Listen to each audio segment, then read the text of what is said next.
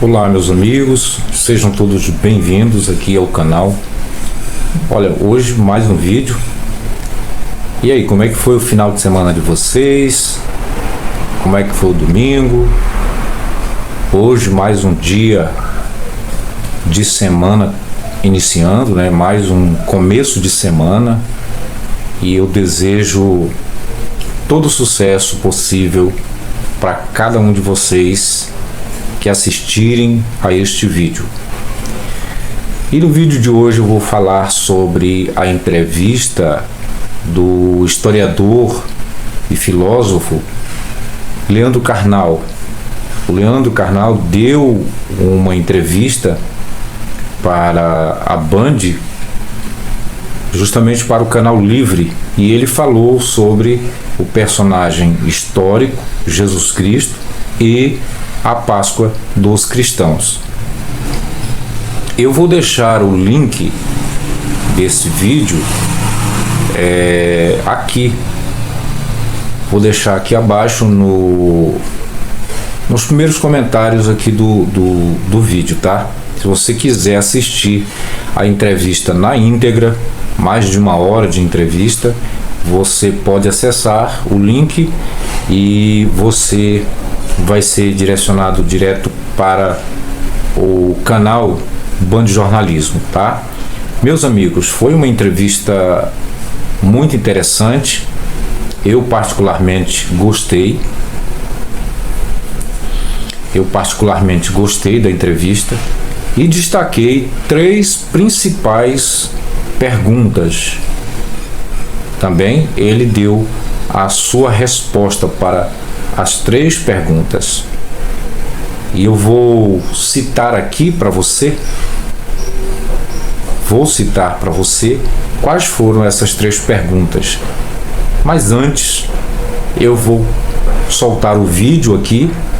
Eu fiz só um recorte, é um vídeo de no máximo 12 minutos, 11 minutos. Você vai assistir esse trecho e depois eu volto para colocar aqui as 3 perguntas e as 3 respostas, tá? Então, desde já, quero pedir o like de vocês. Você que está assistindo agora, deixa o like para fortalecer o canal. Só lembrando, pessoal, antes de eu soltar o vídeo, que o professor Eustáquio Presley também resolveu fazer uma série de vídeos em cima dessa entrevista do Canal Livre com o historiador e filósofo Leandro Carnal. Então, bora para o vídeo e aí, quando terminar, eu volto para colocar aqui as minhas ideias, beleza? Então, bora lá. Boa noite. O Canal Livre de hoje vai falar sobre um dos personagens mais emblemáticos da humanidade, Jesus Cristo. Nesse domingo de Páscoa, nós vamos discutir o que os historiadores confirmam e também algumas dúvidas que persistem sobre a vida do profeta judeu que viveu na Palestina há 2000 anos. Para encarar esse desafio, nada fácil, nós recebemos o historiador, professor e escritor Leandro Carnal. Obrigado por aceitar nosso convite, professor. O senhor sempre uma companhia muito agradável, o papo aqui já fora do ar estava maravilhoso, que o senhor é historiador, mas consegue contar de uma maneira informal, divertida, maravilhosa. Obrigado por voltar aqui ao Canal Livre. Eu é que agradeço. Continua sendo, a porta está sempre aberta para o professor Leandro Carnal. Comigo para esse programa de hoje, os jornalistas Fernando Mitre, Juliano Dipp e também a Thaís Freitas aqui no nosso programa no Canal Livre. Professor, então, antes de começar dando uma contextualizada, queria lhe pedir para falar um pouco sobre esse domingo nosso da ressurreição. É uma data importante para o povo cristão, para os cristãos, né? Falando da ressurreição de Jesus Cristo, mas ao mesmo tempo também é importante para a comunidade judaica, né? O Pessa, momento aí de libertação, significado de libertação para eles. Queria que o senhor contextualizasse a importância dessa data da Páscoa para milhões e milhões pelo mundo. É um desafio você falar em alguns segundos uma história de 2000 anos. Jesus é um judeu dentro de uma ordem judaica na Palestina, ocupada pelos romanos. Jesus morreu morreu durante a celebração de Pêssar. Por que isso é importante? Quando querem acelerar a retirada dele da cruz, é porque as pessoas não poderiam mexer em um cadáver, ficariam impuras para a celebração da Páscoa. Então ele tem que ser retirado, não quebram as pernas para cumprir a profecia e também para levá-lo ao túmulo de José de Arimateia, mas é muito importante que a Páscoa judaica existia como libertação, narrada no Êxodo, e Jesus é inserido dentro dessa Páscoa. Ele morre a 14 de Nissan, ou seja, calendário judaico, no pôr do sol. As datas judaicas começam ao pôr do sol e não no dia seguinte, e tem que ser antes do pôr do sol que ele tem que ser retirado da cruz. Então é a junção entre uma tradição judaica e a tradição cristã que faz com que essa Páscoa esteja tão próxima. Lembrando que os judeus têm um calendário diferente, por isso a Páscoa judaica não coincide sempre com a Páscoa cristã. Professor, o senhor é um historiador que se debruça sobre os personagens de Jesus, você dá cursos maravilhosos aí. Eu queria fazer uma pergunta que, na verdade, é uma pergunta feita pelo próprio Jesus. Em São Mateus, se não me engano, no Evangelho de Mateus, há um momento em que ele vira para os discípulos e diz: quem dizem que eu sou? E São Pedro diz: você é o Cristo, etc. E logo depois ele é nomeado Papa, o primeiro Papa e tal. Eu faria essa pergunta de Jesus: quem o senhor acha que Jesus é? Depois de todas as suas pesquisas, seus estudos e tal, atravessando esses evangelhos todos, depois nós vamos falar sobre eles, o que ficou como síntese para o senhor? Em primeiro lugar, a figura de Jesus de Nazaré, deste Messias em uma era de muitos Messias, como um judeu e ao mesmo tempo fundador de uma dissidência, ou os cristãos se tornaram uma dissidência, uma seita do judaísmo, é uma personagem fundamental. A minha opinião pessoal, a minha fé, não altera o fato que Jesus de Nazaré é fundamental na história. Então, para nós ocidentais, divide o calendário, para nós ocidentais, para 2 bilhões de cristãos, é uma referência a partir do antes e depois de Cristo. Importante que para 6 bilhões de outros seres humanos, isso não é uma realidade. Mas a importância de Jesus, pelo que surgiu depois dele, da figura histórica de Jesus, de um camponês, de um filho de um artesão, provavelmente marceneiro, de um filho de um artesão pobre, que é capaz de dividir a história, essa importância extraordinária. Um profeta para os membros do islamismo, um profeta fundamental, Issa, segundo a tradição sufista, Issa, a segunda pessoa da Trindade, para a maioria dos cristãos, Deus, para alguns cristãos, apenas um profeta também. Existem cristãos arianos, ou seja, que negam a divindade de Jesus. Que desapareceram. Quase todos sim, mas nós temos cristãos até hoje que não reconhecem a divindade de Jesus. Por exemplo, os espíritas reconhecem em Jesus um iluminado, um homem evoluído, um espírito avançado, mas diferente de Deus, que seria onisciente, onipotente. Jesus é um grande homem iluminado. Para espíritas, para alguns outros ramos cristãos, Jesus não é Deus. Mas para a maioria dos cristãos, luteranos, calvinistas, católicos, etc., Jesus é Deus, a segunda pessoa da Trindade. Isso é uma outra história. Mas voltando a Jesus, ele é fundamental. Ah, mas eu não gosto de Jesus. Morra. Isso não tem problema nenhum, porque Jesus continua sendo uma referência histórica. O Cristo é um título teológico e essa é uma construção posterior. Professor, do ponto de vista de fontes históricas, é 100% certo que Jesus Cristo existiu como um homem de carne e osso? Em história e em jornalismo não existe 100% certo. Se você deve ter debatido isso na faculdade de jornalismo, você trabalha sempre com o verossímil, com o crível e não com a verdade. Quando eu digo a verdade com letra maiúscula, reproduzindo a própria frase de Jesus, eu sou o caminho, a verdade e a vida, você está no campo religioso. Então, o que você faz no jornalismo? Você busca fontes contraditórias, possibilita que elas se enfrentem no contraditório e, a partir disso, você apresenta as versões de um fato. A mesma coisa em história, nós temos documentos do mundo cristão, os 4 evangelhos canônicos, mais dezenas de evangelhos chamados apócrifos, ou seja, que não entraram nessa lista. Nós temos referências em outros historiadores, como Flávio Joséfo. Nós temos a presença de cristãos, por exemplo, uma cruz em um quarto de Pompeia, sepultada pelo Vesúvio em agosto de 79. Quer dizer, poucos anos depois da morte de Jesus, já tem cristãos em Pompeia. Em história, é pouco pouco provável que exista um efeito sem uma causa. Ou seja, se há cristãos, tem que haver um fundador. Agora, se esse fundador corresponde exatamente à versão dos 4 evangelhos canônicos, isso é uma outra história. 100% jamais, mas não se duvida mais da existência histórica de um rabino judeu do século I, chamado Jesus de Nazaré. Só para lembrar, o senhor citou os evangelhos, mas os evangelhos não são documentos históricos, são documentos de fé.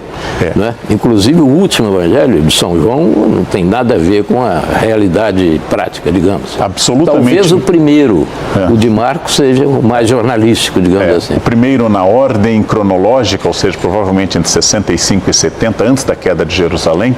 Os outros 2, Mateus e Lucas, e o último que fecha esse ciclo, que é João, provavelmente escrito no fim do século I, eles são históricos no sentido de registrarem coisas que nos permitem conclusões históricas da mesma forma, e agora alguns cristãos não vão gostar, que a Ilíada e a Odisseia são obras históricas. Ou seja, por quê? Onde eu posso ver sobre a cultura e a ética dos guerreiros gregos do período anterior ao período clássico? Na Ilíada e na Odisseia. Como a Bíblia é um livro histórico, não porque tudo que esteja escrito corresponde ao fato jornalístico, mas quando Mateus começa com uma genealogia, Marcos ignora e já começa com Jesus adulto, e João começa com uma proclamação teológica. No princípio era o verbo estava em Deus. Para o historiador são 3 percepções da figura de Jesus, e isso é história, ainda que não seja um fato histórico. Entendi. Pegando carona nessa união da história com o jornalismo e no que a Bíblia nos oferece de fato para entender quem foi essa figura viva de Jesus, a gente debate muito hoje como seria Jesus, né? Se houve um embranquecimento dessa imagem ou não. E a Bíblia nos traz alguns fatos que podem ajudar a formar essa imagem, como a fuga dele. E qual seria então essa verdadeira face? A face física de Jesus não há nenhuma pista nos evangelhos canônicos, a não ser uma pista indireta, às vezes explorada por alguns membros de uma teologia mais crítica. Por que é que José, que sonha 3 ou 4 vezes, por que é que José foi para o Egito? O anjo diz para ele, porque lá ele não será reconhecido. Como alguém não será reconhecido numa nação africana? Porque essa pessoa não é loira de olho azul. Se Jesus fosse o albino que Dürer o retratou no Renascimento, se Maria fosse aquela mulher italiana da Toscana que Rafael pintou, Jesus no Egito seria um espião ruim. Um alvo fácil. Agora, por exemplo, Jesus é um signo aberto. Não temos nenhuma noção sobre a aparência física, a não ser que você aceite, por exemplo, que o sudário de Turim seja um documento verdadeiro, aí Jesus tem 1,80 m, por exemplo. Mas não tem essa chance. Mas existe, Agora tem uma referência ao físico de Jesus em Lucas. Qual é? Ele diz, o menino crescia em graça e beleza. Tem essa frase lá. Graça e beleza. Crescer em beleza. Quer dizer, bonito ele é. É bonito. Graça e sabedoria aos olhos de Deus, né? É interessante, né? Porque isso inicia ao longo período de 18 anos sobre os quais não temos notícias de Jesus. Eu visitei 4 túmulos de Jesus. Gostaria de visitar o da Caxemira, mas não foi possível, mas visitei 2 em Jerusalém, o túmulo tradicional que Santa Helena identificou e o túmulo do Jardim, e visitei no Japão, onde ele teria morrido com mais de 100 anos com filhos e netos, que é o mais poético, um cercadinho branco no Japão. Jesus é um signo aberto, significa que o rosto dele vai ser dado por pintores de acordo com a realidade da época. Nossa Senhora tem um rosto mais indígena em Guadalupe, ou vai ser um rosto mais negro em Aparecida, ou um rosto mais mestiço, dependendo do lugar.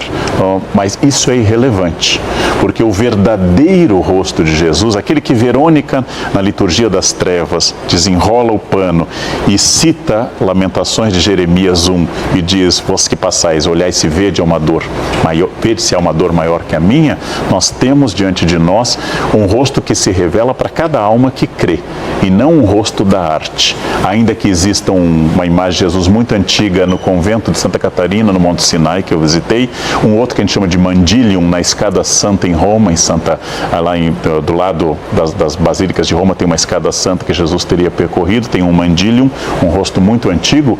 O rosto físico de Jesus é irrelevante. Muito bem, estamos de volta. Estamos de volta para comentar, eu quero dar um destaque para as 3 perguntas desse vídeo, desse recorte que eu fiz. Eu acredito que você já deva ter notado, ter percebido quais são as 3 perguntas, não é?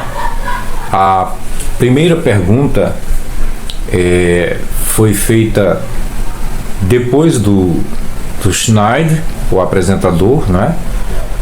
Rodolfo Schneider, e aí veio o Fernando Mitre, que fez a primeira pergunta. Ele perguntou sobre quais as evidências, né, da existência do Jesus histórico. E aí o Leandro Carnal respondeu o seguinte: a minha opinião não altera o fato de que Jesus Cristo é fundamental na história. Então veja, Leandro Carnal disse que para ele, na opinião dele, Jesus Cristo é um personagem fundamental no contexto da história, para o contexto da história. E aí eu pergunto a você, qual é a sua opinião sobre essa expressão? Sobre que Jesus é fundamental para a história. Palavras do Leandro Carnal. O que você tem a falar sobre isso? Você acha interessante? Se você achar interessante, se você achar fundamental, então diga por quê. Coloque nos comentários do vídeo, deixa aí a sua opinião. A segunda pergunta foi feita pela jornalista, onde ela perguntou se Jesus Cristo era realmente 100% de carne e osso, se ele realmente existiu, 100% de carne e osso. Bom, e aí o Leandro Carnal fez aquele malabarismo técnico, mas ele entrou na resposta, ele começou a responder e ele disse: 100% jamais, 100% jamais, mas não se duvida da existência de que tenha existido um rabino judeu do 1º século chamado Jesus Cristo. Então ele deixou aí bem claro que não se pode duvidar da sua existência. E olha, lembrando que o Carnal, ele é um ateu, né? Um ateu que, ao meu ver, ele é um ateu camaleão. Por que ateu camaleão?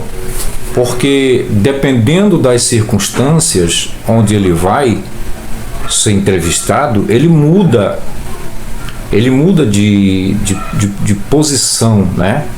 De opinião.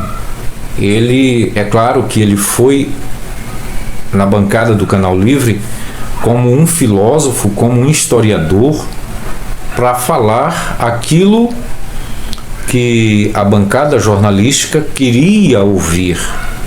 Já estava no script. Ele não foi lá para colocar a sua opinião como ateu.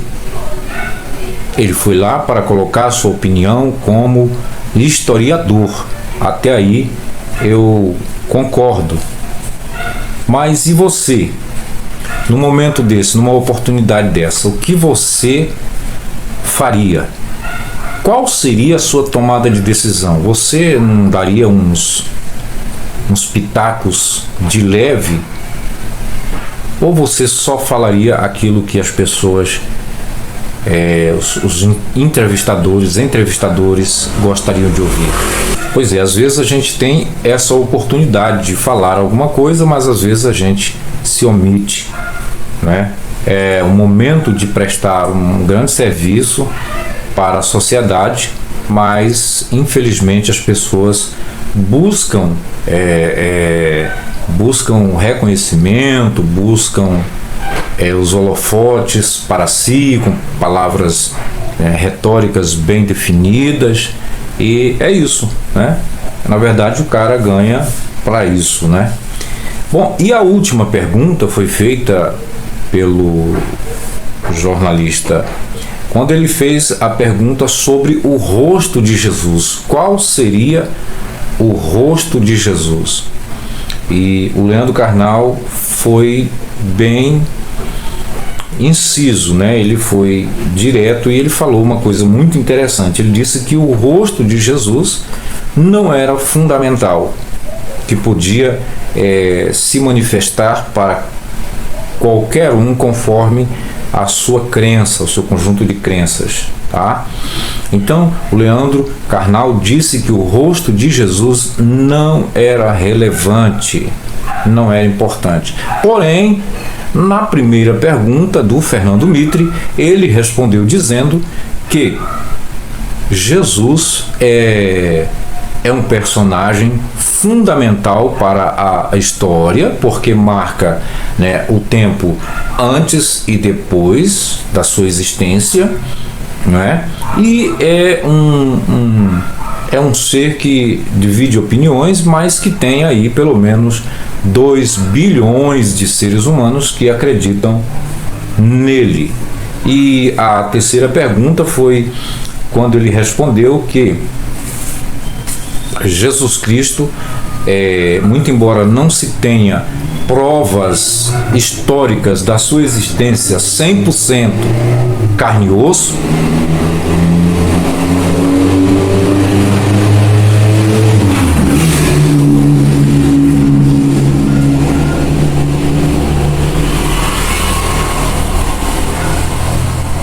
embora não se tenha evidências e provas históricas ou arqueológicas para atestar a sua existência 100% carne e osso, ele disse que Jesus Cristo é um ser, né, que não se pode duvidar da sua existência, de que existiu um rabino judeu no primeiro século chamado Jesus Cristo de Nazaré. Então, meus amigos, deixem a sua opinião sobre essas 3 respostas, essas 3 perguntas. Se você quiser comentar, pode comentar. E se você quiser assistir a entrevista do Leandro Carnal na íntegra, você pode assistir, ok? É só clicar aí no link que vai ficar fixado no primeiro comentário aqui do vídeo, tá? Deixa o like. Meu muito obrigado e até o próximo vídeo.